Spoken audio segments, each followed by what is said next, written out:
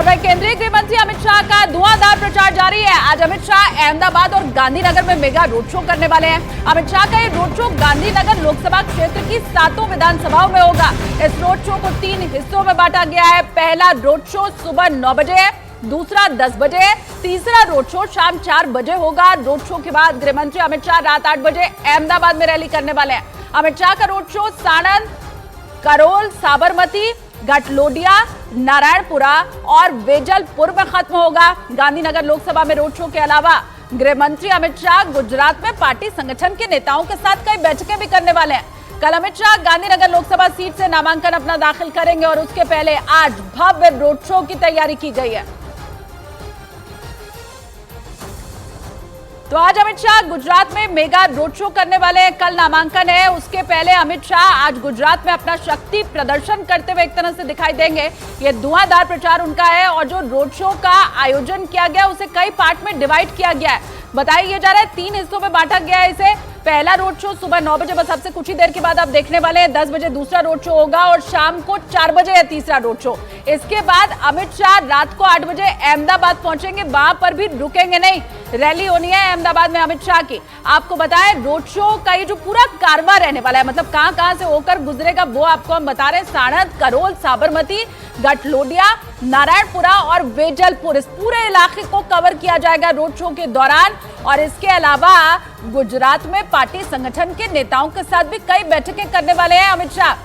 Gandhinagar Lok Sabha seat से नामांकन कल होना है अमित शाह का, उसके पहले आज ये भव्य कार्यक्रम। देखिए, गृह मंत्री अमित शाह के अहमदाबाद चुनावी कार्यालय यानी कि वॉर रूम में भी तैयारी पूरी हो चुकी है। न्यूज 18 इंडिया भी अहमदाबाद वॉर रूम में पहुंचा। अहमदाबाद से हमारे संवाददाता अमित पांडे ने एक्सक्लूसिव रिपोर्ट भेजी है, दिखाते हैं आपको। ये वॉर रूम है, ये वॉर रूम है। आप यहाँ पर न्यूज 18 इंडिया पर एक्सक्लूसिव तस्वीरें देख सकते हैं। गृह मंत्री अमित शाह के लोकसभा क्षेत्र गांधीनगर अहमदाबाद का ये वॉर रूम है और कैसे इस वॉर रूम को तैयार किया गया है हम आपको यह सिलसिलेवार तरीके से बताते हैं। और कमोवेश इसी तरीके की जो रणनीति है और बीजेपी देशव्यापी स्तर पर लेकर चल रही है। देखिए, कमल का फूल है यहाँ पर और इसके अलावा अलग अलग तरीके के पोस्टर्स लगे हैं। हम एक एक पोस्टर को हम उस पर नजर डालते हैं और क्या क्या यहाँ पर काम किए गए इन सब बातों का जिक्र है। देखिए, 400 पार, यहाँ पर ये 400 पार लिखा है और ये बीजेपी के घोषणा पत्र में, पीएम मोदी के संकल्प पत्र में इस लक्ष्य का जिक्र था, 400 पार। अब यहाँ पर दूसरा पोस्टर जो है या दूसरा स्तंभ इन्होंने जो बनाया है वो देखिए राम मंदिर। राम मंदिर जिस तरीके से बना है और जिस तरीके से उसकी परिकल्पना हुई और बनकर तैयार हुआ, यहाँ पर इसका जिक्र है। अब अगर हम तीसरे पोस्टर पर यहाँ पर नजर डालें तो यह जो पाकिस्तान ऑक्यूपाइड कश्मीर का इसमें जिक्र है और इसमें जो कश्मीर में धारा 370 हटाने का मुद्दा है उसका जिक्र है। और कश्मीर पर धारा 370 की जो धारा है वो हटाने को लेकर गृह मंत्री अमित शाह इसको अपने प्रमुख जो अचीवमेंट में से एक मानते हैं। देखिए, अब की बात 400 पार, ये खुद उनका यहाँ पर नारा है और इस तरीके से ये खास पोस्टर यहाँ पर ये तैयार किया गया है। और तमाम जो बीजेपी के जो वरिष्ठ नेता हैं, अगर आप उस पोस्टर पर नज़र डालें, यहाँ पर उस पोस्टर पर नज़र डालें तो ये CR Patil, Amit Shah, PM Modi, JP Nadda और इसके अलावा गुजरात के जो मुख्यमंत्री हैं वो उनका पोस्टर है। और अगर पीछे अगर आप ये जो इन तस्वीरों पर नजर डालें तो इस पर जितने विकास के कार्य हुए हैं उन विकास के कार्यों का अहमदाबाद में, गांधीनगर में जिक्र है सिलसिलेवार तरीके से मिलाकर यह बताने की कोशिश की गई है। इस रणनीति के साथ आगे बढ़ रहे राष्ट्रीय मुद्दों पर तो हमने काम किया ही, साथ ही साथ स्थानीय स्तर पर भी हमने जनता को वो देने की कोशिश की जो जनता ने चाहा। कैमरा पर्सन ईश्वर दयाल के साथ अमित पांडे, अहमदाबाद, न्यूज 18 इंडिया। हैदराबाद में बीजेपी उम्मीदवार माधवी लता ने AIMIM पर तेलंगाना की कांग्रेस सरकार के साथ मिलकर रामनवमी का जुलूस रोकने का आरोप लगाया। माधवी लता ने यह आरोप इसलिए लगाया क्योंकि हैदराबाद पुलिस ने सुरक्षा कारणों का हवाला देते हुए रामनवमी की शोभा यात्रा निकालने की अनुमति देने से इनकार कर दिया और इसी वजह से हैदराबाद लोकसभा सीट से बीजेपी की उम्मीदवार माधवी लता भड़क गईं। उन्होंने AIMIM पर रामनवमी का जुलूस रोकने का आरोप मढ़ दिया।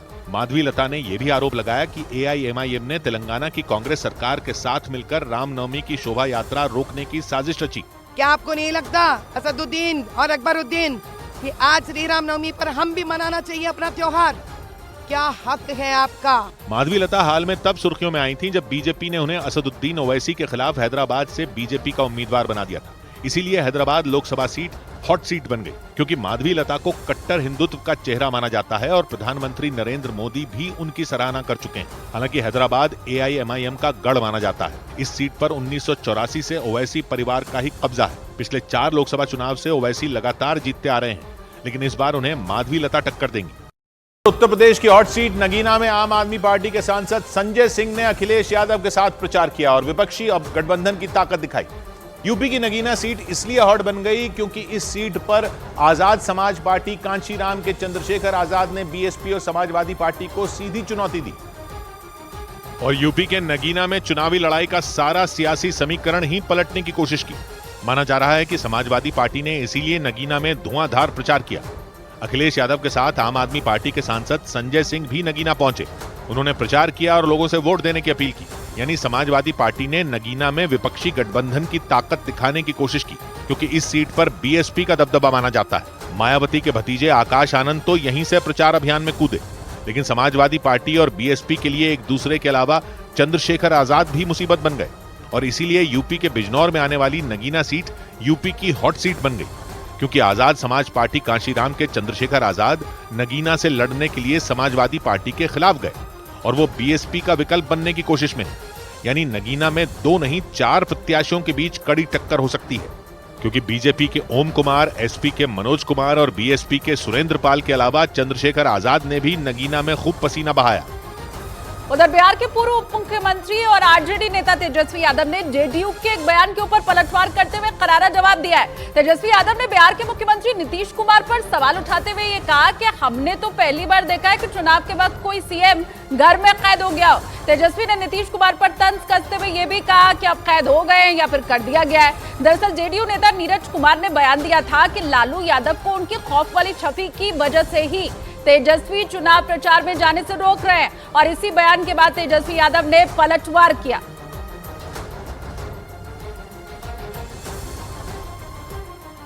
भाषा की मर्यादा गिरती जा रही है उनके तरफ से। असल में बेचैन है, बौखलाहट है और जान रहे हैं कि जहाँ भी जा रहे हैं उनको सुनने कोई आ भी नहीं रहा है। 10 लोग, 12 लोग, 13 लोग यही लोग सुनने आ रहे हैं। तो थोड़ा उनको दर्द है इस बात का, मिलाद है।